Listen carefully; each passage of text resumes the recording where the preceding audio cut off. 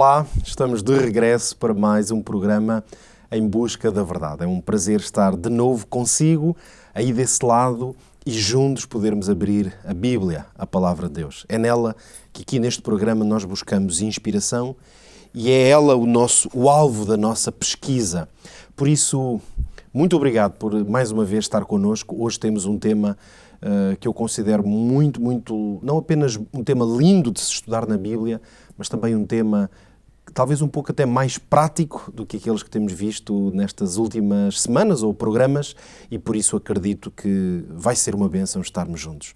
Nós, na verdade, vamos falar sobre oração, a verdade sobre a oração e o impacto que a oração tem sobre a nossa relação com Deus, mas também, claro, o que a Bíblia nos ensina sobre o que é a vida de oração, como é que a podemos praticar. Por isso, acredito que este vai ser um tempo muito útil para nós. Vamos começar orando, precisamente, pedindo a Deus que esteja connosco, comigo aqui deste lado, enquanto abro a Palavra de Deus e vou explanando-a à medida que o tempo avança, mas também aí desse lado consigo. Vamos juntar-nos então nesta oração. Nosso bom Pai, a Ti que estás no mais alto dos céus, nós rendemos honra e louvor, reconhecemos-te como Deus e Senhor, o soberano sobre a nossa vida. Neste momento, pedimos-te que nos dês inspiração para compreender a Tua Palavra. Pedimos-te, Senhor, que ao buscarmos entender o que é a oração e o plano que Tu tens para a nossa vida de oração, Senhor, que esta mensagem, que este estudo, ele tenha um grande impacto e produza muito bom fruto na vida de todos nós, pela presença do Teu Espírito. É a nossa oração e fazemo-la em nome de Jesus. Amém. Muito bem, venha comigo então para mais um tempo de pesquisa e procura, de descoberta na Palavra de Deus. Vá ficando atento, tome as suas notas se quiser, mas já sabe que no final deste programa estará disponível para si um pequeno questionário que pode encontrar no nosso separador do site da Novo Tempo, novotempo.pt/em busca da verdade. Faça o teste deste, que é o 5º programa, sobre a verdade da oração e, portanto, já sabe que depois pode pedir então estes materiais que temos a alegria de poder enviar para si. O que é que há para descobrir sobre oração? Eu vou partilhar consigo, em primeiro lugar, 4 conceitos que nos vão ajudar a entender o papel da oração numa dinâmica, se quiser, num tema mais abrangente, que é o nosso relacionamento com Deus e a nossa necessidade de Deus como Senhor e Criador das nossas vidas. Primeiro conceito que vou partilhar consigo, obviamente são conceitos formulados a partir do que está na Bíblia. Eu, neste caso, como tenho feito, vou formulando estes conceitos para depois, ao lermos os textos da Bíblia, ser mais fácil verificar aí em casa que eles comprovam estas verdades que vamos afirmando. Então, primeiro conceito, há um anseio no ser humano, um anseio muito profundo que só é saciado numa relação ou numa dinâmica de relacionamento pessoal com o Criador. E fora desse relacionamento pessoal, em certo sentido, há uma permanente sede, uma busca por alguma coisa que é difícil preencher fora desse relacionamento. Vamos analisar alguns textos, como são uma série de textos muito parecidos, mas é intencional, é para mostrar como é alguma coisa que na Bíblia encontramos diversidade de informação. Eu vou começar agora por ler aqui no ecrã. Aqueles que neste momento estão a ouvir-nos na rádio RCS, naturalmente, vão escutar, claro, a leitura que eu vou fazer. Acompanhe-me então. O primeiro texto que vamos ler, Salmo 63 e o primeiro versículo, lemos o seguinte: ó Deus, Tu és o meu Deus, de madrugada te buscarei, a minha alma tem sede de Ti, a minha carne te deseja muito, em uma terra seca e cansada, onde não há água. Repare, portanto, aqui como o salmista vai associar esta ideia de uma sede profunda e ele vai usar estas metáforas de desejo e de terra seca e cansada. Portanto, numa terra seca, que é, neste caso, comparada à vida, à alma humana, Deus cumprirá esse papel de uma água que vem, que jorra, que refresca, que traz vida. Fora de Deus, ele sente esta necessidade. O salmista Davi, no Salmo 42, continua com esta mesma, volta a esta mesma ideia. Os primeiros 2 versículos do Salmo 42. Assim como o servo brama pelas correntes das águas, assim suspira a minha alma por ti, ó Deus. A minha alma tem sede de Deus, do Deus vivo. Quando entrarei e me apresentarei ante a face do Senhor. Nós vemos aqui um homem realmente sedento de um relacionamento com Deus. E o Salmo 143, no versículo 6, ainda nos diz, expressando a mesma ideia, o mesmo conceito: estendo para ti as minhas mãos, a minha alma tem sede de ti como terra sedenta. Mais uma vez, a terra vai funcionar aqui como uma metáfora. Agora, vamos adicionar uma segunda camada, neste caso um segundo conceito, que vai numa lógica em relação ao ensino da Bíblia sobre esta necessidade profunda de Deus. E neste caso a Bíblia tem uma afirmação, uma resposta. É possível encontrar resposta a este anseio, esta tal sede, este clamor por Deus, de alguém que se sente seco e no deserto sem o seu Criador. A Bíblia ensina-nos que há um lugar, uma forma, um instrumento para saciar essa sede. Ou seja, não é uma sede que tenha inevitavelmente que se manter até nos levar à morte espiritual. De maneira nenhuma. Vamos ler alguns textos que comprovam isto. Continuamos nos Salmos. Salmo 88, vamos ler o versículo 2 e depois o 13. Diz o salmista: chega a minha oração perante a tua face, inclina os teus ouvidos ao meu clamor. Eu, porém, Senhor, tenho clamado a ti e de madrugada te esperará a minha oração. Vemos agora aqui a introdução deste conceito de oração, de clamor, especialmente na madrugada, quer dizer, num momento em que há um silêncio mais profundo, onde ainda não há um alvoroço da vida e, portanto, o salmista aqui diz que sabe que nessa hora, nesse momento e neste contexto de silêncio e de busca, é possível clamar e encontrar a presença de Deus. E agora note nestas palavras maravilhosas de um livro da Bíblia, um pouco esquecido, talvez entre tantas outras opções de leitura, mas é um livro, Lamentações de Jeremias, um livro que tem textos absolutamente inspirados. Repara nestas palavras que lemos no capítulo 2 de Lamentações, versículos 18 e 19, que confirmam esta ideia que estamos a explorar. O coração deles clamou ao Senhor. Ó muralha da filha de Sião, corram as tuas lágrimas como um ribeiro de dia e de noite. Cá está, mais uma vez, a metáfora da água, da sede. Não te dês descanso, continua, nem parem as meninas dos teus olhos. Levanta-te, clama de noite, no princípio das vigias, derrama o teu coração como águas diante da presença do Senhor, levanta a Ele as tuas mãos. Note a mesma ideia que lemos há pouco. Desde logo uma ideia de levantar as mãos, que pode ser uma ideia física ou real, porque também é uma posição adequada para buscar, para clamar por alguém, neste caso por Deus. Mas voltamos a esta ideia também de que no clamor da noite, nas primeiras horas da madrugada, é um momento para buscar Deus e encontrá-lo. Portanto, há um grande anseio, uma sede na experiência humana por Deus, mas é possível encontrar, há um contexto, há uma hora, há uma oportunidade de esse encontro se dar. Qual é o terceiro conceito, então, que vem agora juntar mais uma ideia a estas duas? Quem busca a presença de Deus e, sobretudo, quem o faz de uma forma sincera e diligente, portanto, diligente aqui significa de forma consistente, ao longo do tempo, com todo o vigor e fervor, quem faz isto encontra em Deus respostas para os seus anseios, conforto para a sua vida. Note algumas palavras que vêm confirmar esta grande verdade. Eu vou ler agora no profeta Jeremias, no capítulo 29, os versículos 12 e 13, que dizem: então me invocareis, e ireis, e orareis a mim, e eu vos ouvirei. E buscar-me-eis e me achareis? Repare, diz o Senhor, quando me buscardes com todo o vosso coração. Estamos a ler, portanto, aqui, através das palavras do profeta, que é o mensageiro de Deus, uma mensagem, uma confirmação que vem da parte do próprio Deus.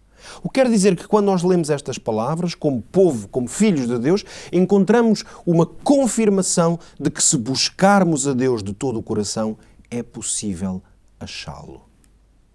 Da mesma forma, o livro de Deuteronômio, portanto, na pena inspirada do profeta Moisés, tem uma confirmação desta mesma ideia. Versículos 29 e 30 do capítulo 4 dizem: Então dali buscarás ao Senhor teu Deus e o acharás, quando o buscardes de todo o teu coração e de toda a tua alma. Quando estiverdes em angústia e todas estas coisas te alcançarem, então nos últimos dias voltarás para o Senhor teu Deus e ouvirás a sua voz. Sabe que o contexto destas palavras era uma advertência, um juízo que tinha sido apresentado pelo profeta ao povo. Mas Deus dizia que, ainda que estejas sob a alçada, o efeito de um julgamento que o próprio Deus trouxe sobre o seu povo, porque o povo se afastou dos mandamentos da vontade do Senhor, mas o Senhor diz, ainda que estejas a sofrer essas consequências e a viver um drama na tua vida, seja pessoal, seja neste caso também um drama coletivo, como povo de Deus, a promessa é clara. Se buscares a face do Senhor, ou seja, é Deus a dizer, se me buscares de todo o teu coração, com intensidade, eu não deixarei de te ouvir.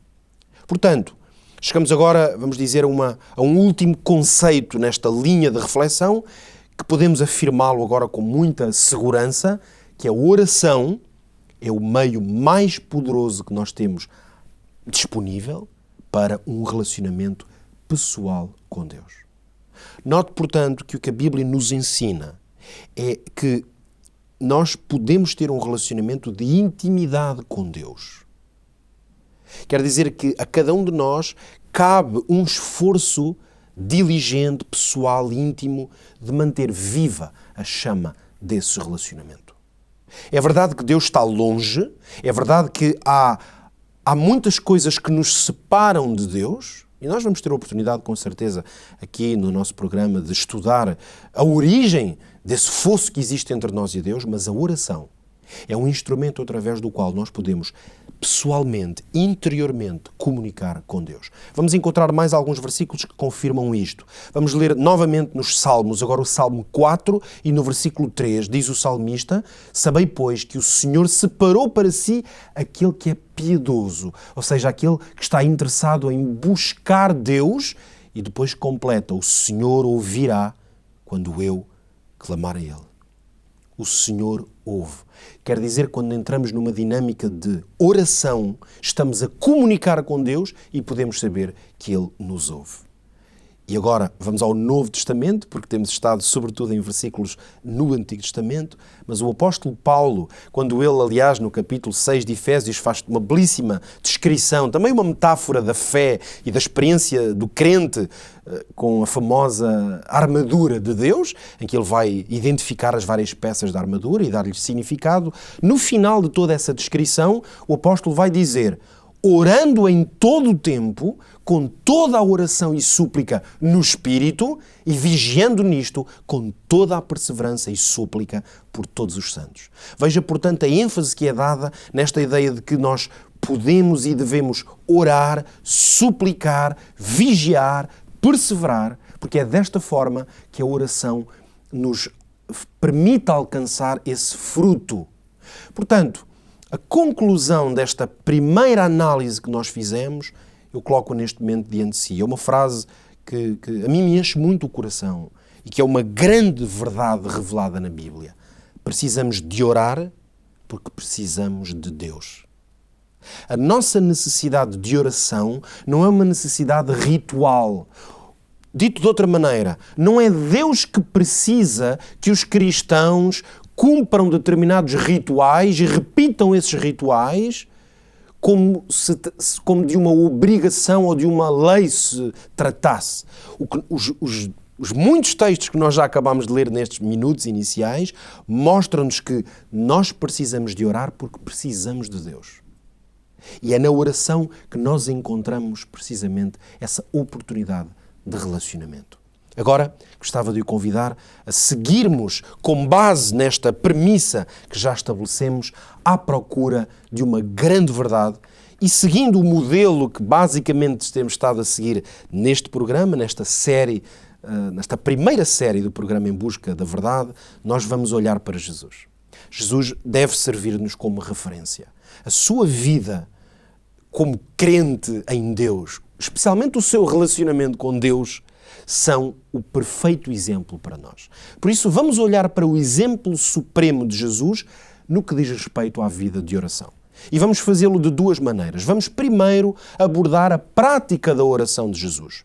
Portanto, vamos analisar alguns textos que nos mostram como Jesus orava e tirar daí lições para a nossa própria vida de oração e, portanto, para o tema da verdade da oração. E depois vamos também ver o que Jesus ensinou, porque ele não apenas praticou, isso foi o principal, mas ele também falou e ensinou sobre oração. O que podemos aprender então da prática de Jesus no que diz respeito à oração? A primeira coisa que aprendemos é que Jesus teve uma vida de oração muito consistente. Isto quer dizer o quê? Jesus não orou de vez em quando. Jesus não orou se surgia uma necessidade especial. Jesus não orava de uma forma ritual aos sábados quando ia à sinagoga. Não. Jesus orava de uma forma permanente e consistente. A oração, portanto, dito isto de outra forma, era o seu estilo de vida. Vamos ler precisamente o que encontramos em Lucas, no capítulo 6 e no versículo 12. Agora vou folhear aqui um bocadinho a minha Bíblia também, embora claro que temos sempre o texto aqui afixado para ser mais fácil acompanhar aí em casa ou onde nos vê neste momento. Lucas capítulo 6 e o versículo 12, note que nos diz o seguinte: aconteceu que naqueles dias subiu ao monte a orar e passou a noite em oração a Deus. Repare, portanto, que a consistência da vida de oração de Jesus não era fazer uma oração ou duas ou três, num horário fixo, de uma maneira ritualizada. Jesus passava noites inteiras em oração. Tal era a dimensão da sua necessidade de relacionamento com Deus. Mas em Mateus, no capítulo 14, e, portanto, vamos agora um bocadinho atrás ao Evangelho, ao primeiro dos Evangelhos, dos 4 Evangelhos, e no capítulo 14 de Mateus vamos encontrar a seguinte descrição, aliás, muito próxima desta, mas que nos ajuda a mostrar qual era o ritmo de oração e o estilo de vida que Jesus mantinha nessa área. Então, Mateus 14, eu vou ler os versículos 22 e 23. Diz-nos que logo ordenou Jesus que os seus discípulos entrassem no barco e fossem adiante para a outra banda enquanto despedia a multidão. E despedida a multidão, diz o versículo 23, subiu ao monte para orar à parte e chegada já tarde, ele estava ali só. 2 textos que nos ajudam, portanto, a ver a consistência do tempo que Jesus passava em oração. Mas, em segundo lugar, a prática de Jesus mostra-nos algo ainda especial para lá desta vida cotidiana de oração. É que Jesus fez da oração a prioridade nos momentos mais exigentes. Note que, se calhar muitos de nós e daqueles que me ouvem, não sei se é o seu caso, mas muitos cristãos que são cristãos fervorosos, praticantes, muitas vezes quando a nossa vida é mais exigente, a nossa agenda até pessoal, profissional, é mais difícil, normalmente o que é que acontece? Começamos a recuar na nossa vida de oração, no tempo de relacionamento com Deus, porque a vida é ocupada, falta tempo para tanta coisa. Mas Jesus mostrou-nos que nos momentos de mais necessidade e de mais exigência, a oração deve se tornar a prioridade. O exemplo que temos na vida de Jesus encontra-se em Mateus, onde estamos, aqui na nossa leitura, mas agora vamos ao capítulo 26. E vamos a um momento absolutamente excepcional, único mesmo na experiência de Jesus, em que ele foi ao jardim chamado Getsémani. E ali no Getsémani Jesus vai ter um momento de oração, vai também pedir aos seus discípulos, aos que foram com ele, para orarem, mas vamos focar-nos agora aqui em apenas alguns destes versículos para não lermos toda a passagem. Notemos então no versículo 36 primeiro que lemos o seguinte: então chegou Jesus com eles a um lugar chamado Getsémani e disse aos seus discípulos: assentai-vos aqui enquanto vou além orar. Agora note o que aconteceu nessa oração, versículo 39. Indo um pouco adiante, prostrou-se sobre o seu rosto, orando e dizendo: meu Pai, se é possível, passa de mim este cálice. Todavia não seja como eu quero, mas como tu queres. Versículo 44. Deixando-os de novo, foi orar pela terceira vez, dizendo as mesmas palavras. Note, portanto, que este momento era de uma tal exigência que Jesus estava numa luta e numa tremenda angústia na sua oração com o Pai. Mas neste momento ele tomou o tempo para poder estar em oração. A terceira O terceiro ensino que aprendemos da prática de Jesus sobre a oração são a existência de diferentes dimensões na nossa prática de oração. Veja que vamos observar estas dimensões num momento absolutamente excepcional, mais uma vez, da vida de Jesus, agora talvez de uma exigência ainda maior. Vamos ler 3 momentos, 3 situações em que Jesus ora ao Pai e ele está na cruz naquele momento. Portanto, num momento de extrema dificuldade física, espiritual, psicológica, mas Jesus vai orar. E ele vai orar 3 vezes enquanto está a ser crucificado. É interessante porque estas 3 orações, por isso estamos a olhar à prática de Jesus, elas vão nos mostrar 3 diferentes dimensões, ou se quiser, 3 tipos de oração. A primeira destas orações, vamos lê-la em Lucas 23 e os versículos 33 e 34, que lemos o seguinte.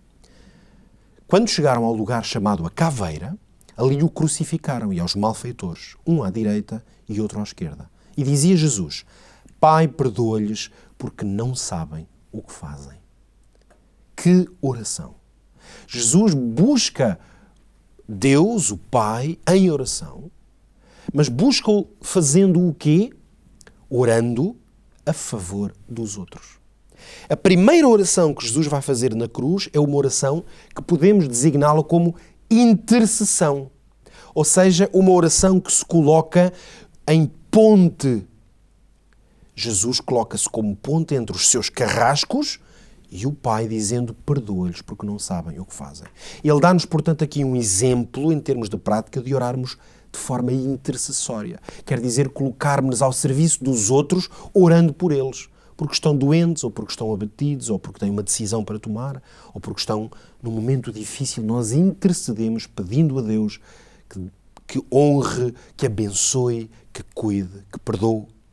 Depois vamos encontrar, agora em Mateus no capítulo 27, o mesmo relato da crucifixão, mas note que os vários evangelhos, que todos naturalmente têm o relato de Jesus na cruz, eles vão dando detalhes que uns não deram e isso dá-nos uma riqueza grande e uma melhor compreensão do que se passou naquele momento. Ora, Mateus 27, 46, note o que vamos ler neste texto.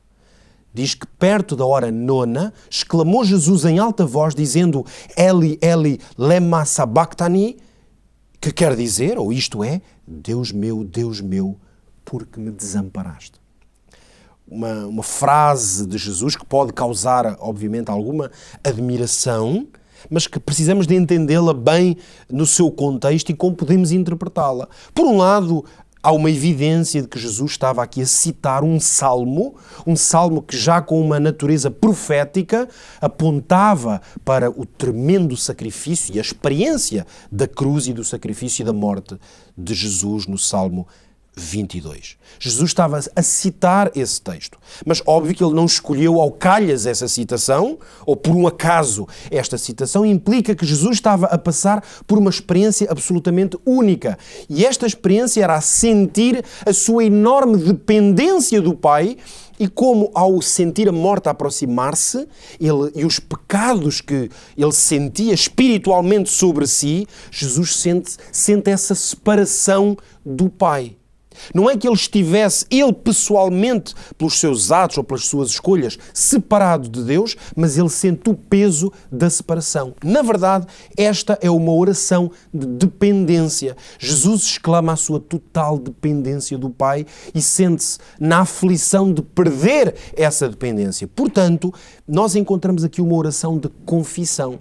Para nós que somos pecadores, esta oração de Jesus equivale a dizer: Senhor, eu reconheço o meu pecado, eu reconheço a minha fraqueza, eu reconheço o quanto dependo de Ti. Se quisermos mesmo dizer: Senhor, eu neste momento estou longe de Ti. É esta oração de confissão que somos chamados a fazer. Mas ainda vamos encontrar na cruz uma última oração de Jesus diante do Pai. E que oração! Uma pequena frase, mas uma profunda exclamação, que nós encontramos em Lucas, no capítulo 23 e o versículo 46, onde Jesus ora da seguinte maneira. Clamando Jesus com grande voz, disse: Pai, nas Tuas mãos entrego o meu espírito. E havendo dito isto, expirou. As últimas palavras de Jesus antes da sua morte foram uma oração. E que tipo de oração se tratou? Uma oração de submissão. Jesus entregou completamente a sua vontade, a sua vida. Entregar-se a Deus é reconhecer a sua soberania e a sua vontade como superior. Isto é o que nós podemos designar como adoração. Jesus, portanto, termina a sua vida antes, naturalmente, da sua ressurreição, mas ele dá o seu último suspiro numa nota de adoração, que é tudo o que implica reconhecer Deus como Senhor e submeter-se a Ele.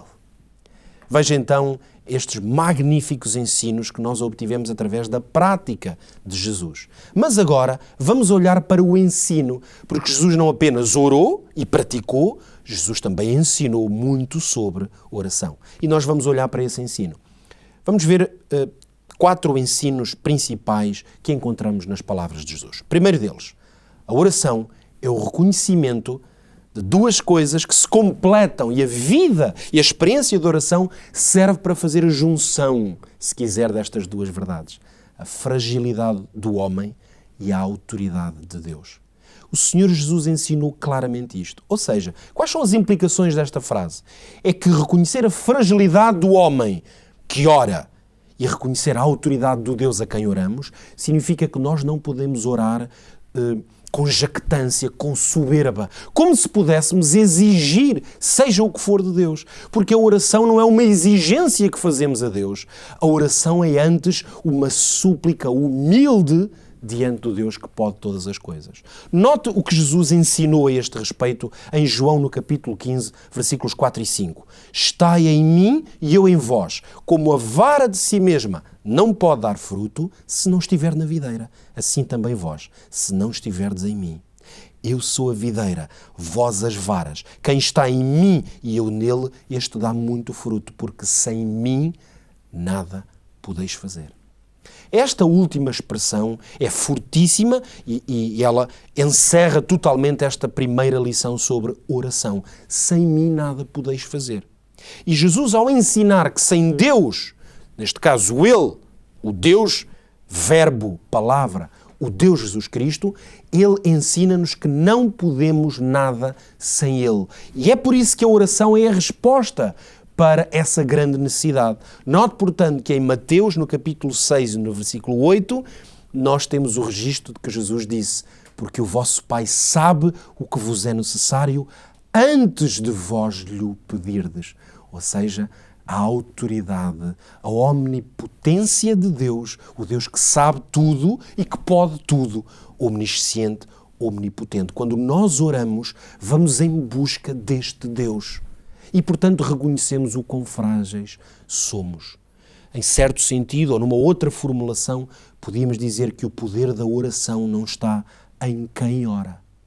Por isso é que, repare, se é o seu caso, porque há muitos cristãos que têm esta prática e esta convicção, segundo as palavras de Jesus, não se convença que o poder está naquele que ora.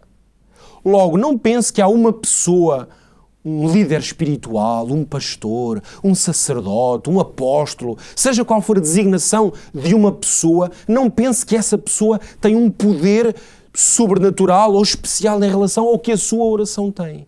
Também não se convença que há pessoas que são mais santas ou mais queridas para Deus e, portanto, que a oração delas deve ter mais influência ou mais poder.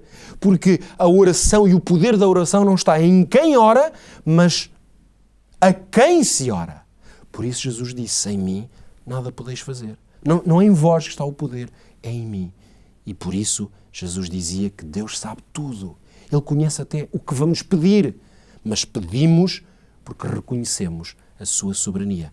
A segunda grande lição de Jesus no seu ensino sobre oração foi este: oração é o meio para manter um relacionamento pessoal e íntimo com Deus.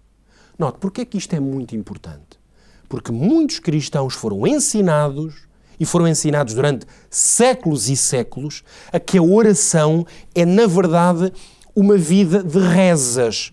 Ou seja, de forma repetitiva, apresentar a Deus, ou se quiser de forma ritualizada, apresentar a Deus rezas, textos E ao cumprir esses textos, a nossa vida de oração está cumprida. Por isso é verdade até que muitos cristãos nem nunca se habituaram a usar a expressão oração. E o que é que isso retira? O problema não está no uso das palavras. Está que ao retirarmos o conceito de oração, retiramos-lhe o sentido de relacionamento pessoal e íntimo. Ora, Jesus ensinou o quê? Lemos em Mateus, capítulo 6, que é, aliás, o texto onde encontramos o mais denso ensino de Jesus sobre oração, encontramos o seguinte no versículo 6. Mas tu, quando orares, entra no teu aposento e, fechando a tua porta, ora a teu Pai que vê o que é oculto, e teu Pai que vê o que está oculto te recompensará. Portanto, uma evidência clara de que Jesus instruiu todos os que o ouvem, portanto nós também hoje que estamos a estudar a sua palavra, instruir-nos a fazer o quê? A ir para o silêncio da nossa intimidade e ali buscar a Deus as coisas que estão ocultas. Portanto, não são coisas escritas, já pré-fabricadas, é o que está no oculto, é o que está no nosso coração, é o que está no nosso íntimo. Portanto, podem ser as nossas fraquezas e o nosso pecado, podem ser os nossos anseios e medos, podem ser as nossas súplicas. É isso que apresentamos a Deus. Mas em Lucas, no capítulo 18 e no versículo 1, nota um texto que ainda vai reforçar esta ideia de que a oração tem o propósito de nos manter num relacionamento íntimo com Deus. Jesus disse: contou-lhes também uma parábola sobre o dever de orar sempre e nunca desfalecer. Note que este conceito, agora não vamos estar a ler esta parábola, que é muito interessante, mas pela gestão do nosso tempo nós não vamos lê-la, mas Jesus introduz esta parábola, neste caso nas palavras de Lucas, mostrando que o objetivo de Jesus ao contá-la era mostrar que o dever de todo discípulo de Jesus é orar sempre e nunca desfalecer. Portanto, a oração mantém-se de uma forma consistente. Porquê? Porque é um estilo de vida. Tal como nós já vimos em Jesus, que ele passava noites em oração, que ele fosse qual fosse a sua vida, ia buscar o Deus, o seu Pai, para ir buscar força e inspiração para a sua vida. Oração é relacionamento íntimo com Deus. Mas não apenas. A oração torna-nos espiritualmente despertos e vigilantes. Porque nós temos uma grande tendência pessoal, mas também à nossa volta, muitas coisas que acabam muitas vezes por nos fazer adormecer espiritualmente, distrair-nos. E Jesus adverte-nos para esta grande dimensão de vigilância, de despertamento espiritual, que a oração serve para cumprir esse propósito. Vamos ler alguns textos. Vamos começar em Mateus 26, que já há pouco lemos aqui, mas aí o foco na prática de Jesus, e agora vamos focar-nos no que ele ensinou aos discípulos quando os levou lá ao tal jardim do Getsémani e onde esteve a orar numa luta tremenda com o Pai. Note o que aconteceu nesse encontro. Vou ler então a partir do versículo 38. Então Jesus lhes disse: a minha alma está cheia de tristeza até à morte. Ficai aqui e vigiai comigo. Mas depois o que aconteceu? Voltando para os seus discípulos, achou-os adormecidos e disse a Pedro: então nem uma hora pudestes vigiar comigo? Vigiai e orai para que não entreis em tentação. Na verdade, o espírito está pronto, mas a carne é fraca. Jesus advertia os seus discípulos para esta necessidade de vigiarem. Isto quer dizer o quê? Estarem atentos, não sonolentos. Portanto, a oração, ela tem o papel de nos despertar os sentidos espirituais, mas também despertar-nos o sentido para a realidade que se passa à nossa volta. Porque os discípulos não percebiam naquele momento que estavam para enfrentar um dos momentos, se não o momento mais duro da sua experiência. Porque eles não conseguiam ainda conceber que Jesus ia passar pela morte. E, portanto, eles não vigiaram, adormeceram, não se prepararam. Mas em Mateus, no capítulo 25, depois do grande discurso profético de Mateus 24, Jesus vai contar algumas histórias, algumas parábolas, e todas elas, no fundo, para ilustrar esta grande verdade que encontramos em Mateus 25:13, no final da parábola que habitualmente chamamos das 10 virgens ou das 10 moças. E aí o Senhor disse: vigiai, porque não sabeis o dia nem a hora em que o Filho do Homem há de vir. Ou seja, como nós não sabemos os tempos que Deus tem preparados, incluindo o tempo da sua vinda, e muito em breve nós aqui falaremos da vinda do Senhor Jesus e estudaremos esse maravilhoso tema. Ora, Jesus aqui diz: vigiem. E este vigiar já percebemos que tem a ver precisamente com uma intensidade de oração, buscando a Deus para compreender o tempo em que vivemos. última lição que vamos aprender do ensino de Jesus é que há orações que não agradam a Deus. E é muito importante compreendermos isto, porque pode acontecer que algum de nós esteja, porventura, não intencionalmente ou com maldade no seu coração, que seria o pior cenário, poderemos estar a fazer as orações que não agradam a Deus. Vamos ver quais são. Há duas grandes áreas de oração que Jesus identificou, uma mais na forma, outra no conteúdo, e que Jesus disse claramente que são orações que Deus não aceita. Em primeiro lugar, é oração repetitiva ou ritualizada. Onde é que isto está escrito na Bíblia? Mateus 6 e o versículo 7. Note que Jesus disse claramente, orando, não useis de vãs repetições, como os gentios que pensam que por muito falarem serão ouvidos. Note, portanto, se porventura alguém me está a ouvir neste momento e tem essa prática, ou até mesmo foi ensinado a ritualizar as suas orações e repeti-las vez após vez, se alguém foi mesmo instruído por algum líder religioso para usar uma oração escrita, uma reza que está estabelecida e que é um dever para obter perdão, para obter misericórdia, ou repetir incessantemente aquela oração, as palavras não são minhas, são claras e são de Jesus. Não useis de vãs repetições quando orardes, precisamente porque nós já vimos que a oração que serve um propósito de relacionamento, de fervor espiritual. A segunda oração que Deus não aceita, que Deus não se agrada dela, é a oração, e agora tem mais a ver com a atitude, não com a forma como se faz, mas com o que está no coração. É a oração hipócrita e arrogante. E Jesus foi, aliás, muito contundente com este tipo de postura, especialmente na oração.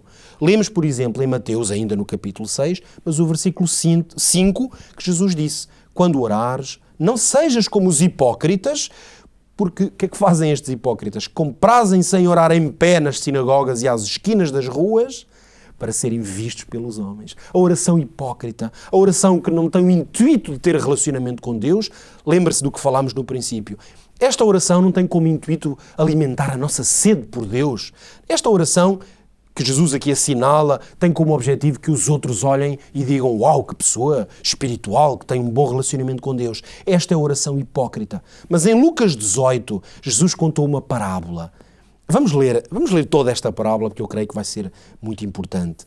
Jesus aí vai claramente identificar o problema da arrogância, da soberba na oração. Nota então que diz o seguinte, disse também esta parábola a uns que confiavam em si mesmos, crendo que eram justos e desprezavam os outros. 2 homens subiram ao templo a orar, um fariseu, o outro publicano. O fariseu, estando em pé, orava consigo desta maneira, ó Deus, graças te dou porque não sou como os demais homens, roubadores, injustos, adúlteros, nem ainda como este publicano. Jejuo 2 vezes na semana, dou os dízimos de tudo quanto possuo. O publicano, porém, estando em pé de longe, nem ainda queria levantar os olhos ao céu, mas batia no peito dizendo, ó Deus, tem misericórdia de mim, pecador. Digo-vos que este desceu justificado para a sua casa e não aquele, porque qualquer que a si mesmo se exalta será humilhado e qualquer que a si mesmo se humilha será exaltado. Eu penso que não precisamos de comentários. A oração arrogante é uma oração que Deus não ouve. E agora, eu queria, no final deste estudo, chamar a sua atenção para um ponto importantíssimo no ensino da Bíblia, de uma forma geral, sobre a oração, depois de termos visto tudo o que Jesus praticou e ensinou sobre a oração. E eu gostaria de mostrar-lhe o fenómeno, a dimensão do poder ou da manifestação de poder na oração. Porque, além de, como vimos até aqui, a oração ser essencialmente um meio de relacionamento com Deus, a oração também é um meio para obter poder. Vamos analisar isto. Porquê é que precisamos de poder na vida cristã? Temos 2 grandes razões. Primeira, nós temos um inimigo poderoso. Esse inimigo é externo a nós, está identificado na Bíblia. Também teremos a oportunidade de estudar sobre ele, mas com certeza que já ouvimos declaradamente falar sobre este que a Bíblia chama o inimigo, diabo, Satanás. Ora, o apóstolo Pedro escreveu na sua primeira carta, capítulo 5 e versículo 8, sede sóbrios, vigiai, o vosso adversário, o diabo, anda em derredor, rugindo como leão, procurando a quem possa tragar. Portanto, está muito claro, nós temos um inimigo, esse inimigo é aqui comparado a um leão, portanto, ao poder, e ele quer tragar. Portanto, nós temos uma grande necessidade de poder para nos defendermos ou para lutarmos contra este inimigo. Mas nós também temos uma outra forma de inimizade, de perigo para a nossa vida, espiritual sobretudo. É que os nossos desejos, muitas vezes as intenções e anseios mais carnais, como a própria Bíblia lhe chama, da nossa vida, são enganadores. Este é o tal inimigo interno. Por isso é que o apóstolo Tiago, lemos isto no capítulo 1 de Tiago e o versículo 14, tem esta afirmação. Cada um é tentado quando atraído e engodado, note bem, pela sua própria concupiscência. Ou seja, há alguma coisa em nós que nos engana, que nos engoda, que nos envolve. Se formos analisar esta palavra, porque eu reconheço que para muitos pode ser uma palavra um pouco estranha, ou pelo menos fora do vocabulário normal, mas é uma palavra muito simples. Quando nós vamos realmente olhar para esta palavra, até de uma forma mais literal, poderíamos traduzi-la como maus desejos. São os nossos desejos que não estão consagrados a Deus, que não são da cor, não são bons e puros. E há muitos desses desejos, dessas intenções em nós. Ora, isto também é um tremendo inimigo. E por isso é que nós precisamos de poder. A pergunta, portanto, que se impõe é como ter poder sobre estes inimigos. Lembra-se que há pouco lemos, e eu vou voltar a lembrar, que Jesus disse aos discípulos, lá quando estavam naquele monte, ele pedia-lhes para eles orarem. Jesus dizia, vigiai e orai para que não entreis em tentação. Cá está a ideia de que a oração é um meio que Deus nos concedeu para quê? Para não entrar em tentação. Entrar em tentação, ou ceder mesmo à tentação, é precisamente permitir que os inimigos vençam sobre nós. Ora, como é que nós podemos ter poder sobre estes inimigos? Eu gostava de chamar a sua atenção de uma maneira muito especial neste momento e peço por isso que ainda me acompanhe mais uns minutos, porque esta compreensão eu acredito que pode ser decisiva para a sua vida e por isso tenho a ousadia, se me permite de o dizer, porque posso dar-lhe um testemunho.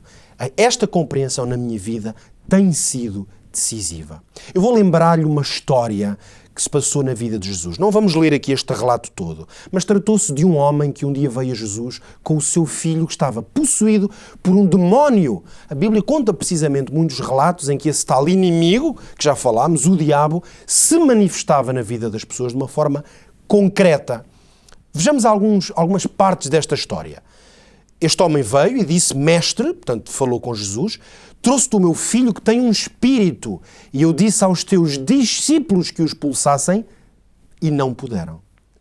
Jesus, vendo que a multidão concorria, então o que é que ele fez? Repreendeu o espírito imundo, dizendo-lhe, espírito mudo e surdo, eu te ordeno, sai dele. E assim aconteceu. Os discípulos puderam expulsar. Os discípulos, melhor, não conseguiram ter poder sobre aquela manifestação do mal, do diabo, e Jesus, com uma palavra, e teve poder sobre aquele espírito imundo, maléfico. Ora, quando terminou, eles saíram deste momento e o texto continua a dizer que quando entrou em casa, os seus discípulos lhe perguntaram à parte, por que não pudemos nós expulsar? Então Jesus disse-lhes, esta casta não pode sair com coisa alguma a não ser com oração e jejum. Resposta curiosa, aparentemente muito simples.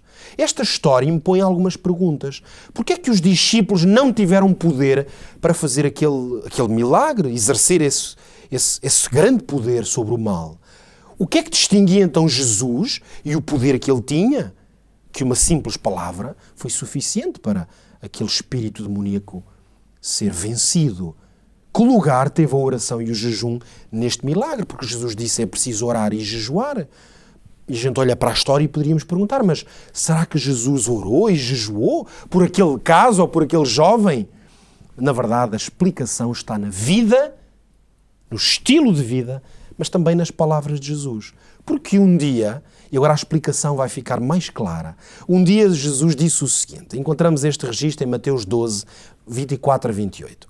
Os fariseus diziam, este não expulsa os demónios, senão por Belzebu, príncipe dos demónios. Note, portanto, que os fariseus acusaram Jesus de expulsar demónios, porque eles viam-no executar essa ação de grande poder sobre o mal, mas como, enfim, eles sentiam-se tremendamente desalentados de ver esse poder em Jesus, quiseram acusá-lo de fazer isso no poder do próprio diabo. Ora, Jesus então usou de lógica para falar com eles e disse-lhes. Jesus, conhecendo os seus pensamentos, disse-lhes: todo o reino dividido contra si mesmo é devastado, e toda a cidade ou casa dividida contra si mesma não subsistirá. Ora, se Satanás expulsa Satanás, está dividido contra si mesmo, como subsistirá, pois, o seu reino? Mas se eu expulso os demónios pelo Espírito de Deus, logo é chegado a vós o reino de Deus. Note que Jesus vai usar uma lógica clara, que Satanás não vai expulsar Satanás. É impossível alguém que tenha a influência de Satanás, o diabo, o inimigo de Deus, é possível alguém que também não controla os seus inimigos internos, que são as suas paixões, as suas tendências, os seus desejos maus, essa pessoa não vai poder ter poder sobre o próprio inimigo. Isto mostra-nos então o quê? Que conclusões podemos tirar destas duas histórias e do que Jesus ensinou numa e noutra? Fica muito claro, talvez eu vou ajudá-lo a tomar também essa clareza comigo. Primeira conclusão, os discípulos não conseguiam ter poder sobre o mal porque o inimigo exercia domínio sobre eles. Isto está muito claro ao longo da Bíblia. Talvez seja uma surpresa para alguns de vós poder afirmar isto, mas é uma conclusão das palavras de Jesus. Porque os discípulos não só não manifestavam muitas vezes poder sobre o inimigo exterior, o diabo, mas muitas vezes revelavam isso através da sua incapacidade de controlar o seu inimigo interior, os seus desejos e paixões que não estavam controladas. Por isso, certas formas mais poderosas, sobretudo, da manifestação do mal, eles não tinham poder. Mas Jesus tinha autoridade sobre o mal, porquê? Porque o poder do Espírito Santo, tal como ele disse, estava sobre ele. Agora, de onde é que vem esta diferença? A origem desta diferença era o tempo que Jesus passava em oração. E nós já lemos aqui, aliás, começámos por ler esses momentos em que Jesus passava noites inteiras, diariamente, em oração. Qual é a conclusão que podemos chegar? Que a prática dos discípulos podia, nesta história que nós lemos, podia assemelhar-se a isto. Os discípulos viam a manifestação do inimigo, neste caso, um jovem que estava possuído. Quando eles viam isso, eles oravam. Podemos imaginar os discípulos a tentar, tal como Jesus fez, a dizer àquele demónio para ser expulso e falavam ao Pai, Senhor, com poder. Mas essa oração, qual foi o resultado dela? Pouco, e neste caso concreto, nenhum poder. Esta era a prática dos discípulos. E eu vou dizer-lhe, é a prática de muitos de nós cristãos. Nós só quando vemos a manifestação do inimigo, só quando nós próprios vemos como o nosso inimigo interno por vezes tomou conta de nós, é aí que nos lembramos e vemos a situação em que estamos e então começamos a orar. E o resultado é pouco poder. Mas agora note, com tudo o que vimos até aqui, qual era a prática de Jesus? Muito diferente. Jesus passava muito tempo em oração e jejum, consistentemente, diariamente. Era o seu estilo de vida. Logo, quando a manifestação do inimigo surgia à sua frente, fosse em que forma fosse, Jesus manifestava grande poder. A diferença estava onde, então? No tempo que passava em oração. O que é interessante é que esta experiência na vida dos discípulos vai mudar totalmente. Quando Jesus ascendeu aos céus, nós vamos a ler o livro de Atos e depois nas cartas também a história e a experiência dos apóstolos e vemos como ela é muito diferente. Por exemplo, Atos 1:13 diz-nos que subiram ao cenáculo onde habitavam Pedro, Tiago, João, André, Filipe, Tomé, Bartolomeu, Mateus, Tiago, Simão, Judas. Ora, quem são estes? Os discípulos. E agora nota o que é que diz o texto. Que todos estes perseveravam unanimemente em oração e em súplicas com todas as mulheres e Maria, mãe de Jesus, e com os seus irmãos. Agora vamos encontrar os discípulos unanimemente em oração.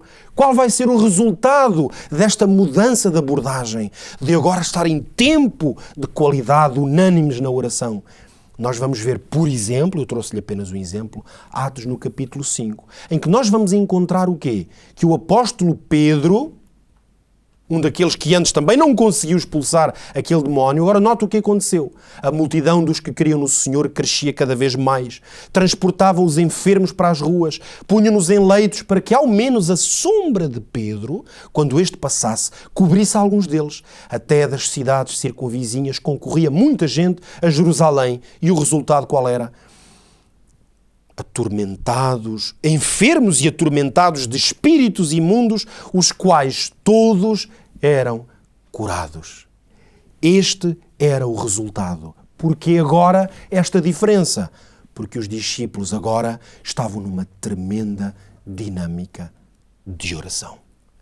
Por isso, eu desafio a si, me acompanhou neste estudo, a tomar em consideração a sua necessidade, tal como eu neste momento reflito sobre a nossa grande necessidade de orarmos, de sermos vigilantes, de orar e jejuar, que quer dizer lutar com Deus para que Ele abençoe, separar-nos de tudo aquilo que nos pode afastar de Deus e orar. Ore, busque esse grande relacionamento com Deus. Não apenas vai saciar a sua vida e a sua sede espiritual, mas vai também encontrar poder sobre o mal, sobre os seus inimigos. Por isso que Deus o abençoe e o ajude neste grande propósito de uma vida de oração mais semelhante à de Jesus. É isso que eu o desafio. Que Deus o abençoe. Nós voltamos, se Deus quiser, estar juntos no próximo Em Busca da Verdade. Até lá, se Deus quiser.